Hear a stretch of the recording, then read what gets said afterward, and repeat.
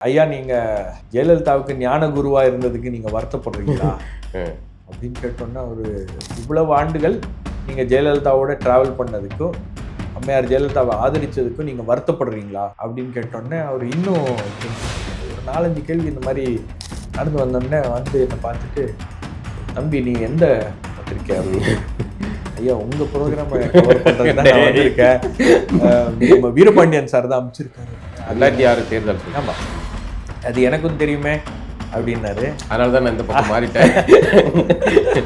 அதனால அவரு நிக்கிறது கூட பாத்தீங்கன்னா அவங்க நம்மள ட்ரீட் பண்ற விதம் பாத்தீங்கன்னா இருங்க பண்ணுவாங்க, சும்மா இந்த அரசாங்க அலுவலகத்தை விட மோசமான ஒரு ட்ரீட்மெண்ட் இருக்கும் நமக்கு. வந்து நீங்க போங்கன்னு உடனே போய் புசுக்குன்னு முன்னாடி சீட்ல உட்காந்துட்டேன்.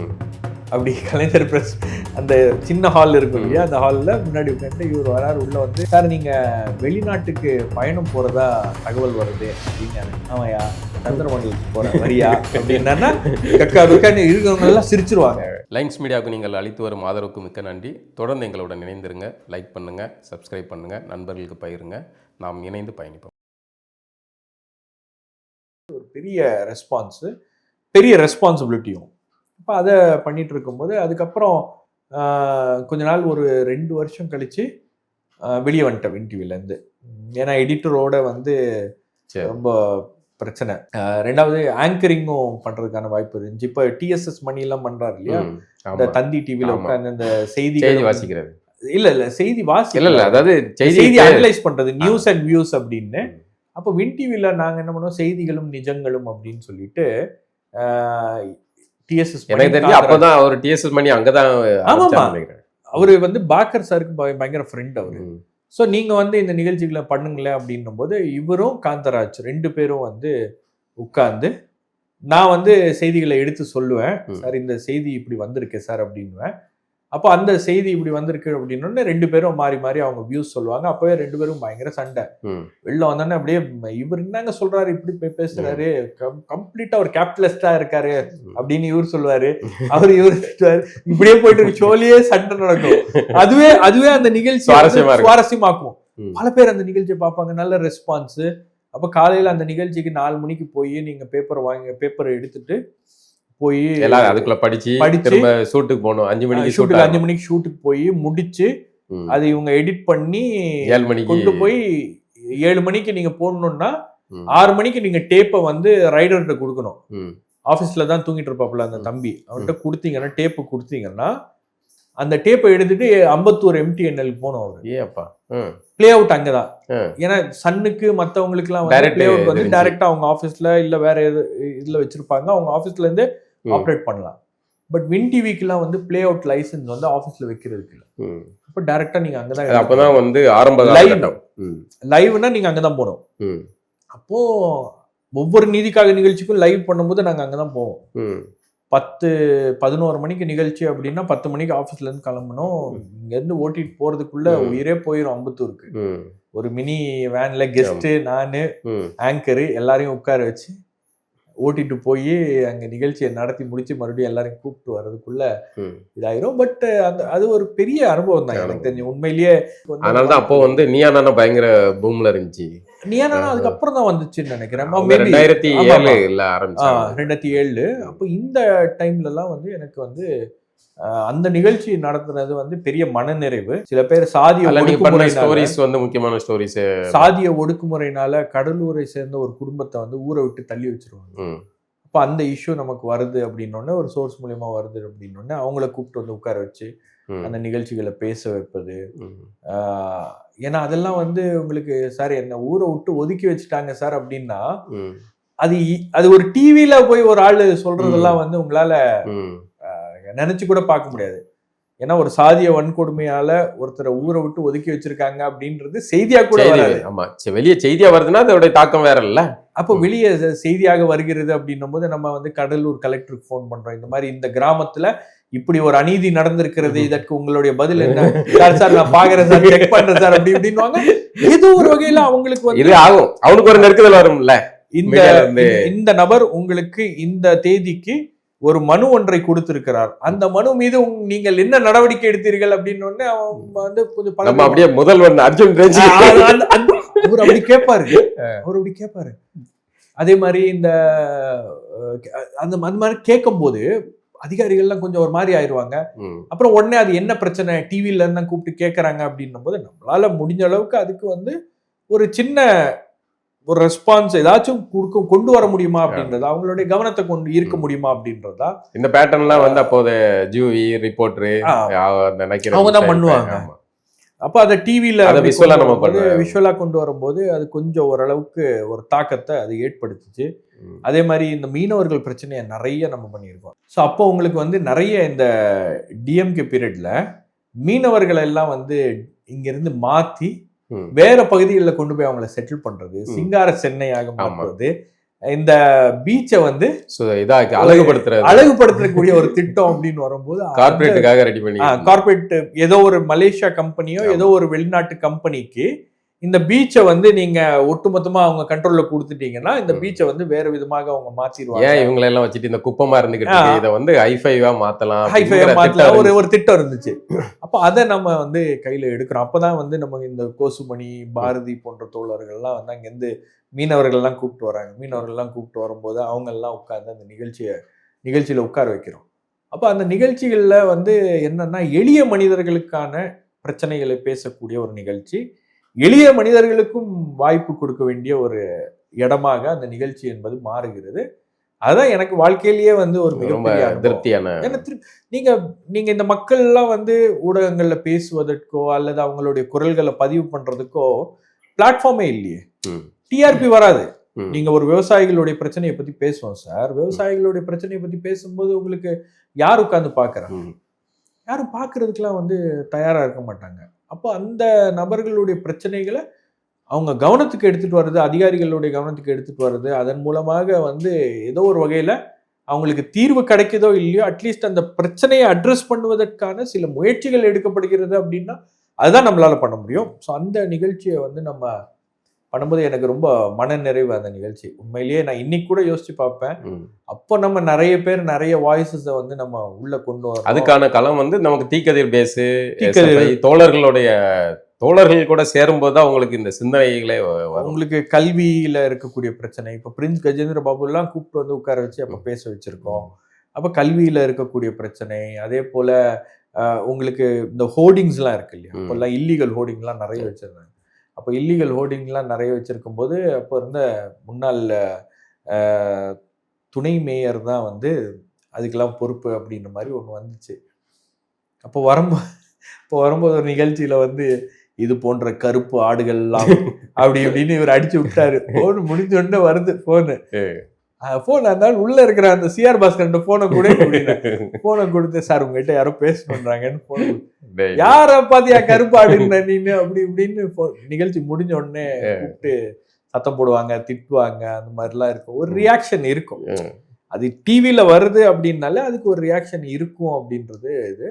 அந்த இதுக்கப்புறம் அங்கிருந்து ரிசைன் பண்ணதுக்கு அப்புறம் நக்கீரன் போனீங்களா? இல்ல அங்கிருந்து ரிசைன் பண்ணதுக்கு அப்புறம் நிறைய நாள் வேலை இல்லாம சுத்திட்டு இருந்தேன். ஏன்னா பத்திரிகை துறையில இன்னொரு மிகப்பெரிய பாடம் என்னன்னா, சீக்கிரமே மேல போயிட்டீங்கன்னா அதுக்கப்புறம் ஒரு வேலை இருக்கும் போது விடக்கூடாது, அந்த வேலையை விடக்கூடாது. நீங்க அந்த வேலையில இருக்கும் போது நீங்க இன்னொரு வேலையை தேடிட்டு அதுக்கப்புறம் நீங்க கிராஸ் பண்ணணும். நிறைய பசங்க பண்ற ஒரு தப்பு என்னன்னா, அது எந்த வேலையாக இருக்கட்டும், உங்களுக்கு இங்க இருந்து மாறணும் அப்படின்னு ஒரு எண்ணம் வந்துருச்சுன்னா வேற ஒரு ஆல்டர்னேட் வேலையை நீங்க பார்த்துட்டு உறுதி பண்ணிட்டு அதுக்கப்புறம் நீங்க சுவிட்ச் ஆகுறது பெஸ்ட்.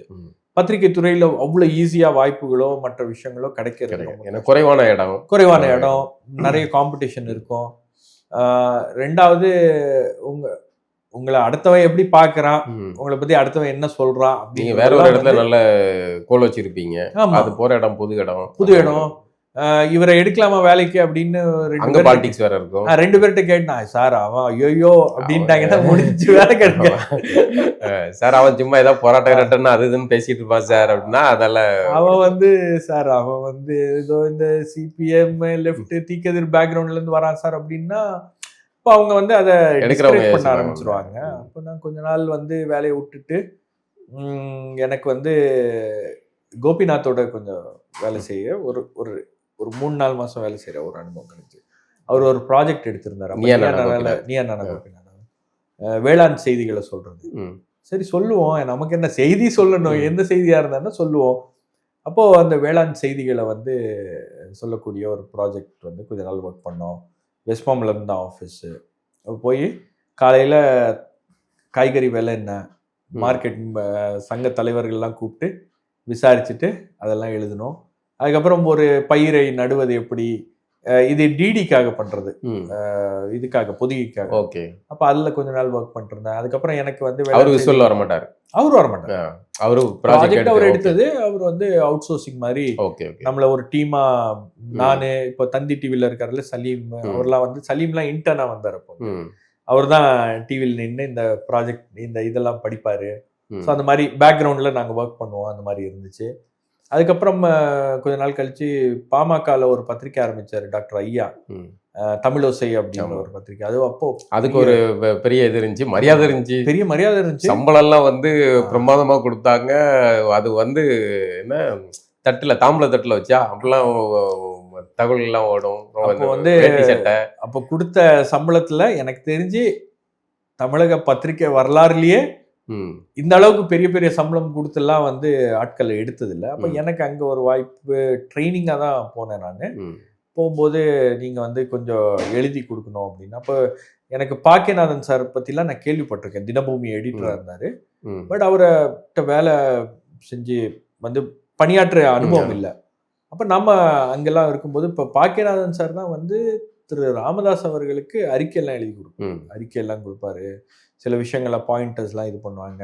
இப்போ திரு ராமதாஸ் அவர்களுக்கு கொஞ்சம் நீண்ட காலமாக அவருக்கு சப்போர்ட் பண்ணிட்டு இருந்த ஒரு டீம் வந்து தமிழோசையில் உள்ளே இருந்தாங்க. அப்போ அவங்களோடெல்லாம் வந்து இணைஞ்சு பணியாற்றக்கூடிய ஒரு வாய்ப்பு கொஞ்சம் காலத்துக்கு இருந்துச்சு. அதுக்கப்புறம் எனக்கு வந்து அதில் அவங்களே அங்கே வந்து ஏதோ ஒரு காரணத்துக்காக அவங்க அதை விரும்பலையா இல்லை என்னன்னு தெரியல. அப்புறம் நீங்கள் எங்கேயாச்சும் ட்ரை பண்ணுறீங்களா, ஏன்னா அதுக்கு முன்னாடியே நான் இங்கிலீஷில் கொஞ்சம் இதுக்கெல்லாம் ட்ரை பண்ணிட்டு இருந்தேன். நீங்கள் எங்கேயாவது ட்ரை பண்ணுறீங்களா அப்படின்னாரு. ஆமாம் சார் நான் ட்ரை பண்ணிட்டு இருக்கேன் அப்படின்னா. சரி அப்போ நீங்கள் அதை சீரியஸாக பண்ணுங்க, ஏன்னா இதுலேயும் அதுலேயும் பண்ணிட்டு இருந்தீங்கன்னா சரியாக வராது, அதனால நீங்கள் அது கொஞ்சம் பாருங்க அப்படின்னு பாக்கியநாதன் சார் சொன்னதுக்கப்புறம் தான் ரொம்ப சீரியஸாக நான் வந்து டெக்கன் கிரானிக்கல், அதுக்கப்புறம் நியூஸ் டுடே இதுக்கெல்லாம் போய் வந்து இன்டர்வியூஸ்லாம் அட்டென்ட் பண்ணுறது இந்த மாதிரி பண்ணிட்டு இருந்தேன். அதுக்கப்புறம் சன் டிவியில் நேருக்கு நேர் வீரபாண்டியன் நேருக்கு நேர் நடத்துவாங்கல்ல, அவர் வந்து சன் டிவியில் இப்போ நடக்கிற இந்த உரையாடல் எல்லாத்துக்குமே அவரு தான் பிதாமகன். சனிக்கிழமை ஞாயிற்றுக்கிழமை வரும்னு நினைக்கிறேன். நேருக்கு நேர் இருந்து ப்ரோமோ போடுவாங்க. அவருடைய பேட்டிகள்லாம் வந்து பாத்தீங்கன்னா அவருக்கு பண்ற கிராஸ் கொஸ்டின்லாம் வந்து நல்ல தரவுகளோட தான் பேச, நல்ல தரவுகளோட ரொம்ப ஷார்ப்பா கிராஸ் கொஸ்டின் பண்ணுவார். அவருடைய ராமகோபாலன் பேட்டிலாம் வந்து ரொம்ப லெஜெண்டரி. ஒரு பேட்டி சர்ச்சையானதுனால தான் அந்த இதை க்ளோஸ் பண்ணாங்க. அதை இந்துத்துவ அமைப்போட ஏதோ ஒரு இல்ல அவரு ஏதோ ஒரு மீட்டிங்ல பேசினது வந்து இவங்க பெரிய சர்ச்சை பண்ணி அவரை வந்து சன் டிவி மேனேஜ்மெண்ட்டை கம்ப்ளைண்ட் பண்ணி அந்த மாதிரி ஏதோ ஒன்று ஆகிதான் அவர் வந்து வெளியேறினார். அவரே வெளியேறினாரு. பட் அவர் வந்து என்ன பண்ணாரு, என்னுடைய இன்னொரு எடிட்டர் இருந்தார் மணிமாறன் சார் அப்படின்னு, ரொம்ப நல்ல மனுஷன், இறந்துட்டாரு. அப்போ அவர் வந்து ரொம்ப அகாமடேட்டிவ். நீங்க திருவேங்கடம் சார் வந்து ரொம்ப போட்டு நெருக்குவாரு, ரொம்ப நல்ல மனுஷன். எல்லாரையும் வந்து அவர் நைட் ஷிஃப்ட் மட்டும் தான் வருவாரு, ஏன்னா அது ஒரு politics. Day shift night shift அப்படின்னு அவர் நைட் ஷிஃப்ட் மட்டும் தான் வருவாரு. அப்போ அவர் நைட் ஷிஃப்ட் வராரு அப்படின்னா நமக்கு ஜாலியாக இருக்கும். அவர்கிட்ட உட்காந்து அரட்டை அடிச்சுட்டு பேசிட்டு அவர் நிறைய கதைகள், கலைஞரை பற்றி கதைகள், இது அவருடைய அனுபவங்கள் இதெல்லாம் வந்து நைட்டில் உட்காந்து பேசிகிட்டு இருப்பார். கொஞ்சம் ஜாலியாக இருக்கும் நம்ம அந்த விஷயங்கள்லாம் தெரிஞ்சுக்கிறதுக்கு, கேட்குறதுக்கு. எல்லாம் செவி வழி தானே அவங்களுக்கு, அது ஒரு நாலேஜ் தானே. அப்போ அந்த மாதிரி அனுபவங்களில் வேலை செய்யும்போது அவர் வந்து என்னை கூப்பிட்டு இந்த மாதிரி வீரபாண்டியன் வந்து 2006 தேர்தல் அவர் வந்து ஒரு ப்ராஜெக்ட் எடுத்திருக்காரு, நீங்கள் ஏன் அவரோட ட்ராவல் பண்ணக்கூடாது அப்படின்னாரு. நான் சொன்னேன் பண்ணலாம் சார், எனக்கு ஒன்றும் பிரச்சனை இல்லை.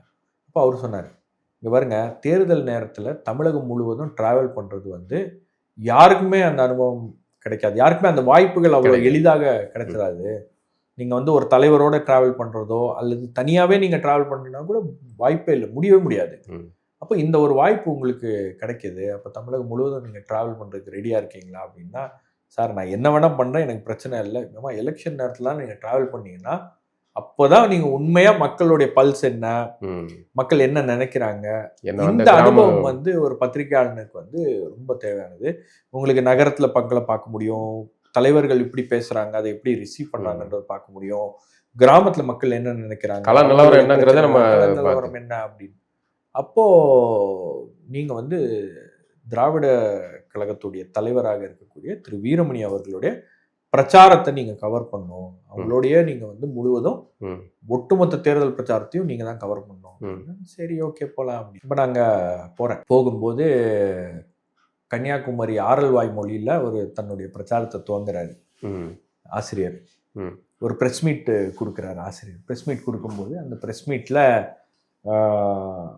பல்வேறு விஷயங்களை பத்தி பேசுறாரு. ஏன்னா அது வரைக்கும் வந்து அவரு அம்மையார் ஜெயலலிதாவை ஆதரிச்சுட்டு இருந்தார். சமூக நீதி காத்த வீராங்கனைன்னு பட்டம்லாம் கொடுத்து முடிச்ச உடனே அங்கிருந்து அப்படியே அவர் கலைஞர் பக்கம் வராரு. கலைஞர் பக்கம் வந்த உடனே தான் இந்த பிரச்சாரம் என்பது துவங்குகிறது. பயங்கரமா போட்டு இந்த அரசு வந்து வீட்டுக்கு அனுப்ப வேண்டிய ஒரு அரசாங்கம், இந்த அரசாங்கம் வந்து இப்படி பண்ணிருச்சு அப்படி பண்ணிருச்சு அப்படி இப்படின்னு போட்டு ஃபுல்லா ரவுண்டு கட்டுறாரு. எல்லாம் முடிஞ்ச உடனே நான் அவர்கிட்ட கேள்விகளை கேட்கலாமா அப்படின்னு வீரபாண்டியன் சார்ட்ட கேட்டேன். கேட்கலாம்ப்பா, நீன்னு கேளு அப்படின்னாரு. கேட்ட உடனே சரி அப்படின்னு நம்ம அவரு ப்ரோக்ராமை தான் கவர் பண்ண போறோம். அவர்கிட்ட பாட்டுக்கு நம்ம கேள்வி ஏதாவது கேட்டுட்டு அப்புறம் டென்ஷன் ஆயிட்டு வீட்டுக்கு போப்பா அப்படின்னு அனுப்பிச்சிட்டாருன்னா என்ன பண்றது அப்படின்னு கேளுங்க அப்படின்னாரு. அப்புறம் கேட்கும்போது, ஐயா நீங்க ஜெயலலிதாவுக்கு ஞான குருவா இருந்ததுக்கு நீங்க வருத்தப்படுறீங்களா அப்படின்னு கேட்டோன்னா ஒரு மாதிரி ஆயிட்டாரு. ஏன்னா கன்னியாகுமரியில வந்து டிஸ்ட்ரிக்ட் ரிப்போர்ட்டர்ஸ் இவங்க தான் கேட்பாங்க. பின்னாடி இருந்து ஒருத்தன் ஏஞ்சி நின்று இப்படி கேட்டோன்னே அவர் ஸ்டன் ஆகி இப்படி நான் அதற்கெல்லாம் வருத்தப்படவில்லை அப்படின்னு ஒரு டிஃபென்சிவா ஒரு பதில் சொல்றாரு. அடுத்தது வந்து இந்த மாதிரி இவ்வளவு ஆண்டுகள் நீங்க ஜெயலலிதாவோட டிராவல் பண்ணதுக்கும் அம்மையார் ஜெயலலிதாவை ஆதரிச்சதுக்கும் நீங்க வருத்தப்படுறீங்களா அப்படின்னு கேட்டோன்னே அவர் இன்னும் டென்ஷன் ஆயிட்டாரு. ஒரு 4-5 கேள்வி இந்த மாதிரி கேட்ட உடனே எதிர்நிலையில இருந்து கேட்ட உடனே ஒரு மாதிரி ஆயிட்டாரு. பதில்லாம் சொல்லி முடிச்சோடனே அவர் ஏஞ்சி நடந்து வர்றாரு. நடந்து வந்தோடனே வந்து என்னை பார்த்துட்டு, தம்பி நீ எந்த பத்திரிக்கை அப்படின்னு. ஐயா உங்க ப்ரோக்ராம் கவர் பண்றதுதான் நான் வந்திருக்கேன், நம்ம வீரபாண்டியன் சார் தான் அனுப்பிச்சிருக்காரு அப்படின்னு. நம்ம ப்ரோக்ராமா அவர் அனுப்பிச்சாரு? ஆமாங்க, சரி சரி அப்படின்னு போயிட்டாரு. அதுக்கப்புறம் அவர்கிட்ட போய் என்ன சொன்னாருன்னு தெரியல. இது வரைக்கும் என்ன கூப்பிட்டு வீரபாண்டியன் சாரு நீ ஏன்பா அந்த மாதிரி எல்லாம் பேசுன கேட்ட அப்படின்னு அவரும் கேட்கல. வணக்கம் நண்பர்களே. லைன்ஸ் மீடியா நண்பர்களின் பங்களிப்பில் இயங்கக்கூடிய சுதந்திரமான ஊடகம். நீங்களும் இந்த ஊடக பயணத்தில் துணையாக வர விரும்பினால் இந்த வங்கி கணக்கின் மூலமாகவோ ஜாயின் பட்டன் மூலமாகவோ உங்கள் பங்களிப்பை செலுத்தலாம். நன்றி. ஏன்னா அந்த அளவுக்கு அந்த கேள்விகளை வந்து அவரும் இந்த கேள்விகள் எல்லாம் பதில் சொல்லி ஆக வேண்டும். அப்போ அந்த இதுல அந்த டூர் ப்ரோக்ராம்ல நான் அவரோட பூரா டிராவல் பண்றேன். ஒரு விஷயம் நான் பார்த்தது என்னன்னா, நீங்க பெரியார் அந்த காலத்திலேயே எவ்வளவு பெரிய ஒரு இன்ஃப்ராஸ்ட்ரக்சர் அவர் வந்து அவர் டெவலப் பண்ணி வச்சிருக்காரு அப்படின்றது உண்மையிலேயே பிரமிக்க வைக்கக்கூடிய ஒரு. நீங்க திருச்சியா இருக்கட்டும், ஈரோடா இருக்கட்டும், அல்லது தஞ்சாவூரா இருக்கட்டும், அந்த பகுதிகள் எல்லாம் பயணம் செஞ்சது மட்டும் இல்லாம ஒரு இன்ஸ்டிடியூஷன் கிரியேட் பண்ணியிருக்காரு அந்தந்த பகுதிகள். திருச்சியில இருக்கட்டும், எல்லாமே வந்து இவங்களுடைய அமைப்புகள். இந்த அமைப்புகள் மூலமாகவே திராவிட இயக்கம் வந்து கிட்டத்தட்ட பாத்தீங்கன்னா இந்த கருத்துக்களை வந்து இன்னும் வலுவாகவும் இன்னும் வேகமாகவும் மக்கள்கிட்ட கொண்டு போய் சேர்ப்பதற்கான இன்ஸ்டிடியூஷன் அவர் உருவாக்கினார். ஆனா அப்படிதான் இருக்காது. ஆனா அதை அப்படி பயன்படுத்தினாங்களா அப்படின்னா அது ஒரு $1 மில்லியன் கேள்வி. ஏன்னா அதெல்லாம் நான் கண் கூட பார்த்திருக்கேன். ஏன்னா எல்லாத்தையும் உருவாக்கி வச்சிருக்காங்க, ஆனா அதை செய்யல. உருவாக்குறதுக்கான காரணம் என்ன? இந்த பணிக்காக தானே. அப்ப இந்த செயல்பாடுகள்ல வந்து உங்களுக்கு திமுகவை நம்ம திட்டுறோம். நீங்க வந்து இன்னைக்கு யங்ஸ்டர்ஸ்ட நீங்க போய் சேரல, உங்களுடைய கருத்துக்களை நீங்க கொண்டு போய் சேர்க்கல அப்படின்னு திமுகவை திட்டுறோம். திமுக அரசியல் ரீதியான கருத்துக்களை கொண்டு போய் சேர்க்கல, தேர்தல் கட்சி. ஆனா நியாயப்படி பாத்தீங்கன்னா ஐடியாலஜிக்கலா வந்து தீகா செஞ்சிருக்கணும். ஆனா தீகா வந்து விரிவடையக்கூடிய ஒரு இடத்துல இருந்து அது சுருங்கி சுருங்கி சுருங்கி அதுதான் சொத்துக்களை பாதுகாக்கிறதுக்காக அரசு ஆட்சியில் இருக்கவங்களுக்கு ஜால்ரா போட்டு. அப்ப எந்த அளவுக்கு வந்து இவங்க வந்து சுருங்கி போயிருக்காங்க அப்படின்றதும் நம்ம அதை கம்பேர் பண்ண பார்க்கும்போது நமக்கு தெரியுது. அப்போ அந்த தேர்தல்கள்ல எல்லா ப்ரெஸ் மீட்டும் எங்கெங்க ஊருக்கு போறாரோ ப்ரெஸ் மீட் நடத்துவாரு. ப்ரெஸ் மீட் நடத்தும் போது ஆசிரியர் வந்து என்ன பார்ப்பாரு, ஏதாவது கேள்வி வச்சிருக்கியா கேட்டுறியா அப்படின்னு. நான் இருந்துச்சுன்னா கேட்டுருவேன். நான் வீரபாண்டியன் சார்கிட்ட கூப்பிட்டு கேட்பேன், சார் ஏதாவது கேள்விகள் இருந்துச்சுன்னா நான் கேட்டுருவேன். அப்போ ஏதாச்சும் இந்த ரியாக்ஷன்லாம் வரும் இல்லையா, இந்த தேர்தலில் இவங்க பேசுனாங்க அவங்க பேசுனாங்க அப்படின்னும் போது அதுக்கெல்லாம் நம்ம கேட்டுறது. அவரும் அதை என்கரேஜ் பண்ணாரு. அதை ஷூட் பண்ணி நீங்க எதுல ஒளிபரப்பு அதை ஷூட் பண்ணி நம்ம அப்போ என்ன பண்ணியிருந்தோம்னா, தமிழன் டிவியில வீரபாண்டியன் சார் வந்து ஒரு ஸ்லாட் எடுத்திருந்தாரு. தமிழன் டிவியில அந்த தேர்தல் பதிவுகள்லாம் பயணம். தேர்தல் பிரச்சார பயணம் அப்படின்றது போகும். ம். அப்போ டிவி மூலமாக அது பிரச்சாரம் இன்னும் நிறைய பேருக்கு போய் சேரும் அப்படின்ற மாதிரி அப்போ ஏதோ ஒரு செட்டப் இருந்துச்சு போல. அப்போ அதுக்கு பேக்ரவுண்ட்ல நானும் அப்புறம் இன்னொரு கேமரா பர்சன், அப்புறம் இன்னொருத்தர் நம்ம கூட வந்த கேமரா பர்சன் இப்போ வேற ஏதோ ஒரு சேனல்ல இருக்காரு. ரொம்ப போட்டு பாவம் அவரையும் படுத்தி எடுத்துருவோம். ஆனா அந்த தேர்தல் பிரச்சாரம் வந்து ரொம்ப ரிகரஸானது. நீங்க போய் நீங்க தலைவர்கள்லாம் வந்து அந்த சம்மர்ல அந்த தேர்தல்ல அந்த பிரச்சாரம், அந்த பயணம், அந்த திட்டமிடல் எல்லாமே வந்து உங்களுக்கு வந்து ரொம்ப வித்தியாசமான அனுபவத்தை கொடுக்கும். பப்ளிக் சென்டிமெண்ட்லாம் என்ன அப்படின்றத ரொம்ப உறுதியா அது போயிட்டு வந்தோடனே அப்புறம் என்கிட்ட கேட்டாரு, என்ன நினைக்கிறீங்க தேர்தல் பத்தி? இல்லையா, ஆட்சி மாற்றம் நிச்சயமா ஏற்படும், அப்படிதான் வந்து களம் இருக்கிறது அப்படின்னு. 2006 தேர்தல் சொல்லி. ஆமா, அது எனக்கும் தெரியுமே அப்படின்னாரு. அதனாலதான் நான் இந்த பக்கம் மாறிட்டேன். அதனால அவரு அப்போதுல இருந்து இப்ப வரைக்கும் என்ன ஞாபகம் வச்சிருப்பாரு. எனக்கு அவர் எங்க அவரை சந்திச்சாலும் உள்ளபடியே எனக்கு வந்து அவர்கிட்ட அந்த கேள்விகளை கேட்டதுனால அவர் கோவப்பட்டோ என்ன வந்து அவர் வந்து எந்த இடத்துலயும் வந்து புறக்கணிக்காம என்ன என்கரேஜ் பண்ணாரு. நீங்க ஆசிரியர்கிட்ட இருக்கக்கூடிய ஒரு இது என்னன்னா, ஆசிரியருக்கு எவ்வளவு வயசு இருக்கும்? அபவ் 80. அவருக்கு வந்து இப்பவும் அவர் வந்து ரொம்ப பரபரப்பா இயங்கக்கூடிய ஒரு மனிதன் தான் அவரு. என்ன ஞாபகம் அன்னைக்கு அவர் எப்படி ஞாபகம் வச்சிருக்காரு அதே மாதிரி இன்னி வரைக்கும் ஞாபகம் வச்சிருக்காரு. ஜெயலலிதா கிட்ட இருந்து இந்த சைடு திரும்புறாரு, கருணாநிதி ஆதரவு நிலையை எடுக்கிறாரு. அப்பதான் திமுகவும் திகவும் இரட்டை குழல் துப்பாக்கி அப்படிங்கிற மாதிரி. ஆமாமா, அப்ப சொல்லியிருந்தாரு அவரு அந்த மாதிரி.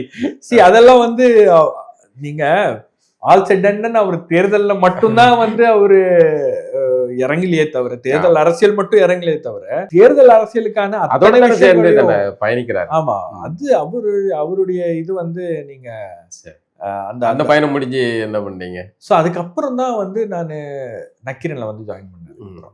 நக்கீரன்ல வந்து ஜாயின் பண்ணும்போது தான் நக்கீரனுடைய ஃபர்ஸ்ட் ஆன்லைன் ரிப்போர்ட்டர் நான் தான். ஆமா, அப்பதான் ஆரம்பிச்சாங்க. ஏன்னா அப்போ வந்து உங்களுக்கு பாத்தீங்கன்னா குமுதம், ஆனந்த விகடன், அதுக்கப்புறம் தினமணி பண்ணாங்க. தினமணி இருக்கும். தினமணி வந்து வெறும் நியூஸ் அப்டேட் தான். புக்ல பாத்தீங்கன்னா உங்களுக்கு விகடன் தான் டாப்.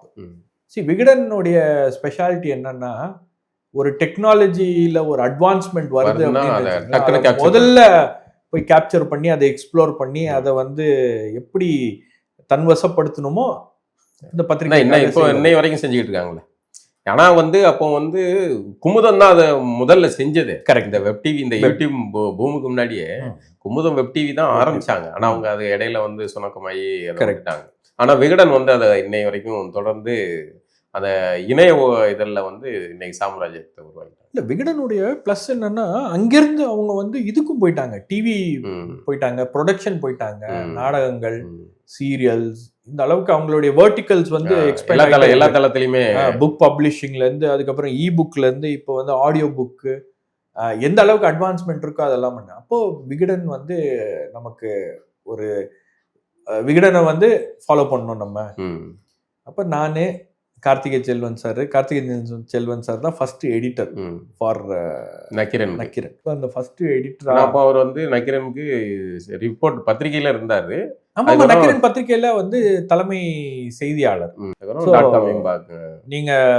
நீங்க ஒரு பக்கம் புக்குக்கு நீங்க ரிப்போர்ட் பண்ணிட்டே இருக்கணும், இன்னொரு பக்கம் .com நீங்க வந்து தனியா பார்க்கணும். ஏன்னா அது வந்து ஒரு எமர்ஜிங் டெக்னாலஜி அப்படின்னு வரும்போது அந்த இடத்துல அதை ஹேண்டில் பண்றதுக்கான ஆட்கள்ல கேஎஸ்க்கு வந்து கார்த்திகை செல்வனுக்கு வந்து அந்த இதெல்லாம் இருந்துச்சு. ஏன்னா அவருக்கு வந்து அந்த இன்டர்நெட், அப்புறம் வந்து டெக்னாலஜி, இந்த விஷயங்கள் எல்லாம் அவர் வந்து கொஞ்சம் ஈடுபாடோடு இருந்ததுனால கோபாலன் என்ன பண்ணுறாரு, அவர்கிட்ட கொடுக்குறாரு. அப்போ நான் ஃபஸ்ட்டு ஆன்லைன் ரிப்போர்ட்டராக ஜாயின் பண்ணேன் நக்கீரனில். ஒரு சின்ன ஹேண்டிகேம் வந்து எனக்கு கொடுப்பாங்க.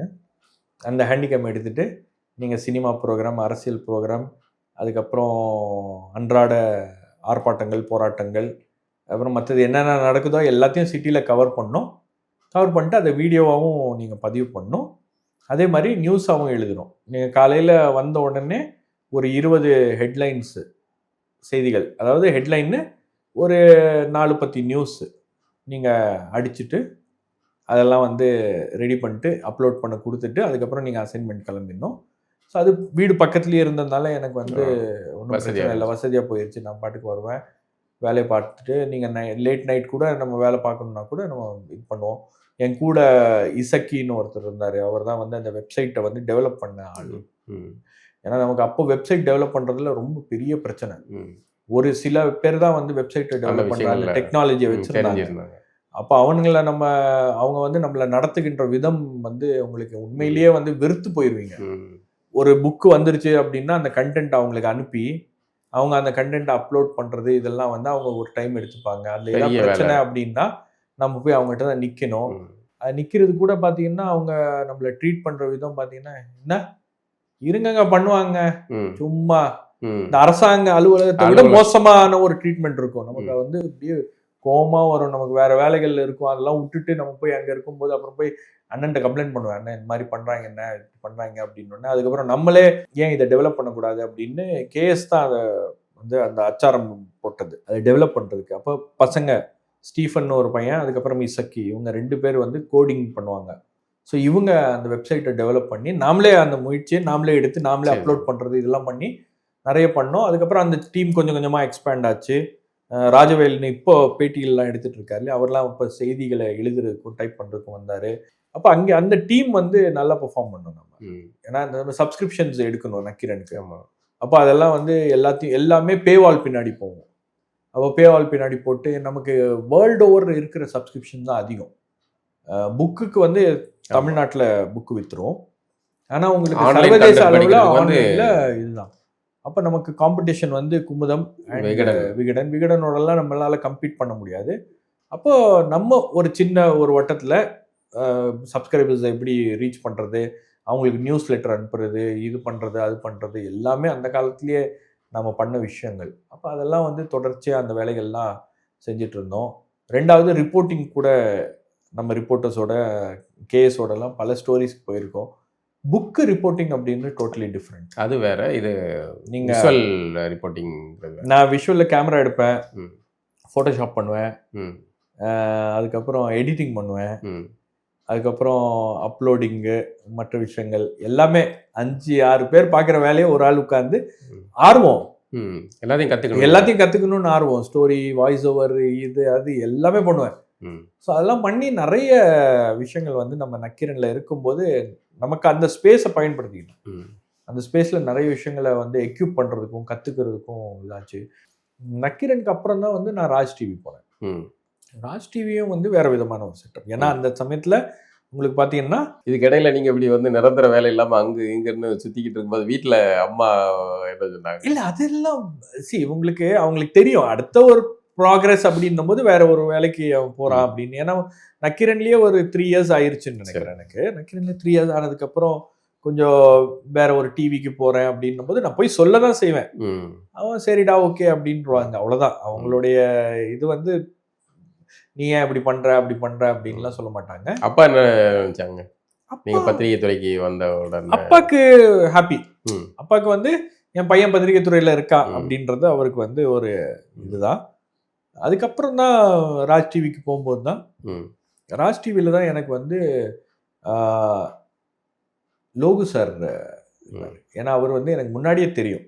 நான் ரிப்போர்ட்டிங்கில் இருக்கும்போதே அவர் வந்து மாலை முரசில் ரிப்போர்ட்டராக இருந்தார், political reporter, DMK beat cover. அவரெல்லாம் பார்த்தீங்கன்னா உங்களுக்கு வந்து அந்த மாதிரி மென்டர்ஸ் கிடைக்கிறது அப்படின்றது வந்து ரொம்ப அபூர்வம். பல பேரை மென்டர்ஷிப் பண்ணியிருக்காரு, பல பேரோட அவருக்கு வந்து சங்கடங்களும் இருந்திருக்கு. அது அந்த வேலையில இயல்பா தவிர்க்க முடியாத ஒரு இது. 4 பேருக்கு நீங்க நல்லவரா இருப்பீங்க, 5 பேருக்கு நீங்க கெட்டவரா இருப்பீங்க அப்படின்ற மாதிரிதான் ஒரு ஈக்குவேஷன் இருக்கும் அங்க. சில பேருக்கு பிடிச்சிருக்கும், சில பேருக்கு பிடிக்காது, சில பேருக்கு செட் ஆகும், சில பேருக்கு செட் ஆகாது, இப்படிதான் இருக்கும். அவரு வந்து தமிழோசையிலையும் எனக்கு அவர் இருந்தார், அங்கே சீஃப் ரிப்போர்ட்டரா இருந்தார். அவர் அப்பாவும் எனக்கு பழக்கம். அதே மாதிரி வின் டிவியில் இருக்கும் போதெல்லாம் நான் வந்து எனக்கு ஒரே ஒரு வாய்ப்பு ஒரு வாட்டி கொடுத்தாங்க, கலைஞர் ப்ரெஸ் கான்ஃபரன்ஸ் போய் அட்டென்ட் பண்ணுறதுக்கு. யூனிட் எங்கேயோ இல்லைன்னு நீங்கள் போங்கன்னு போய் புசுக்குன்னு முன்னாடி சீட்டில் உட்காந்துட்டேன். அப்படி கலைஞர் ப்ரெஸ் அந்த சின்ன ஹால் இருக்கும் இல்லையா, அந்த ஹாலில் முன்னாடி உட்காந்துட்டு இவர் வராரு, உள்ளே வந்து உட்காந்துட்டு, தம்பி நீங்கள் எந்த பத்திரிக்கைன்னாரு. இந்த மாதிரி வின் டிவி சார். என்ன இவ்வளோ தைரியமாக முன்னாடி வந்து உட்காந்துருங்க, ஏன் சார் நான் உட்காரக்கூடாதா அப்படின்னு கேட்டதில் அவருக்கு அதெல்லாம் ரொம்ப பிடிச்சி போச்சு. இப்போ அப்பத்துலேருந்து எனக்கு வந்து அவர் என்னை வந்து பார்ப்பார், பேசுவார், பல விஷயங்களை நம்மக்கிட்ட ஜாலியாக பேசிகிட்டு இருக்கும்போது பல அனுபவங்களை ஷேர் பண்ணுறது இதெல்லாம் அப்போ அவர் அங்கே சீஃப் ரிப்போர்ட் செக்ரட்டரியேட் பீட் வந்து பார்க்கறதுக்கான ஒரு வாய்ப்பு கிடைக்கும். அப்போ கலைஞர் முதலமைச்சர் எப்பெல்லாம் நான் செக்ரட்டரியேட் போகிறேனோ முதலமைச்சராக இருக்கும்போது ப்ரெஸ் கான்ஃபரன்ஸ் வந்துச்சுன்னா கேள்வி கேட்காம திரும்பி வர மாட்டேன். கேள்வி கேட்டே ஆகணும். அது எந்த பிரச்சனையாக இருந்தாலும் சரி அந்த கேள்வியை கேட்டுருணும். அந்த கேள்விகள் கேட்டதுனால நமக்கு வந்து பெரிய அளவுக்கு கலைஞர்கிட்ட ஒரு ஆள் கேள்வி கேட்கலாம், அதுவும் வந்து பயப்படுவாங்க கலைஞர்கிட்ட கேள்வி கேட்கறது.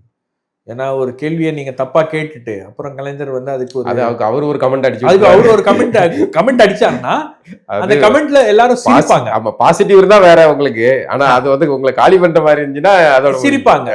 அந்த கமெண்ட் எனக்கு தெரிஞ்சு அது அதாவது எப்படின்னா, ஃபார் எக்ஸாம்பிள், சார் நீங்க வெளிநாட்டுக்கு பயணம் போறதா தகவல் வருது அப்படின்னு எனக்கு, ஆமாயா சந்திரமண்டலத்துக்கு போற வரியா அப்படின்னா கக்கா இருக்கிறவங்க எல்லாம் சிரிச்சிருவாங்க.